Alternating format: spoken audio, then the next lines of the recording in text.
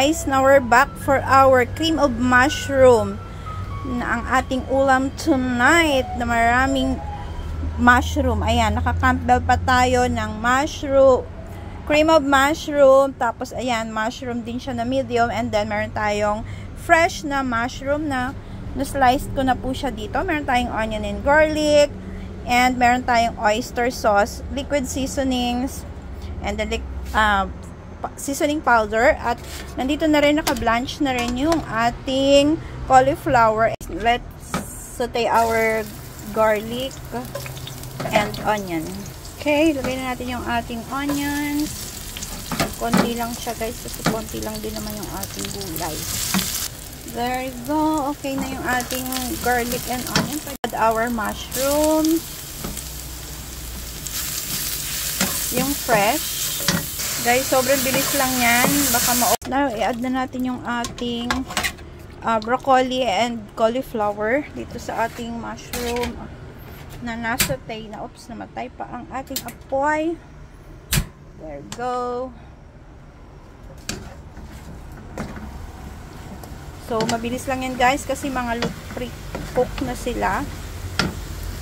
Campbell na cream of mushroom. Wait lang guys, open lang natin. Again, check nyo po yung kanyang expiration date ha. Wait lang. Tapos itong isang mushroom, open ko na din. Ganyan yung kanyang loob.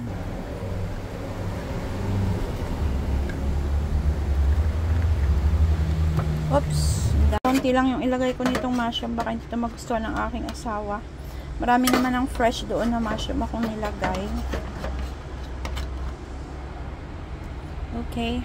Then, i-add na natin itong ating cream of mushroom. Tara! Ayaw niya bumaba. Okay. Oh my God! Ang creamy niya, guys! Ang sarap-sarap na nito.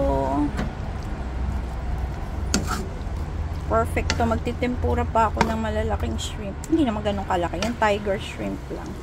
Tapos, lagyan na natin siya ng konting timpla. Guys, maglagay lang tayo ng konting oyster sauce. Yung gamit ko yung garlic na Mamasitas. Wow, shout out. Hindi po yan sponsor ha. Konti lang. And maglalagay na rin ako ng pepper. There we go. Guys, sayang talagyan ko lang siya ng hot water. And yeah, Pinay na Pinay, diba? Then, apayan natin ulit. Tapos, mabilis na lang yan. Ready to serve na. Ganyan lang siya, guys. Ang sarap. Try nyo po ito. This is my own recipe. Favorite to ng aking mga anak. Palagi nire-request to ng aking eldest daughter. Shout out ate. Ayan. Perfect.